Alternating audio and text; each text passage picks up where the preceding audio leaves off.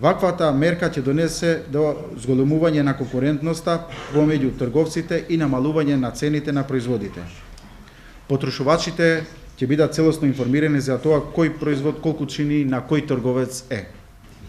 Овој закон се однесува на мали и средни. Треба да потенцираме дека овој закон е донесен или се однесува на мали и средни предпријатија, каде што не ги опфаќа микротрговците и трговците поединци, односно малските дуќани.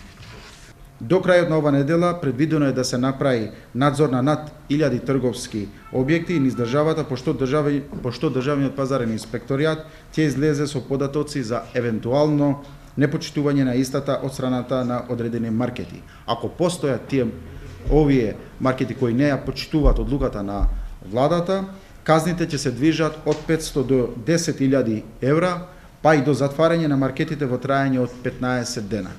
Јас го поддржувам ова иницијатива и го храбрувам комисијата да продолжи и понатаму да врши контроли на теренот на сите други ланци на маркетите.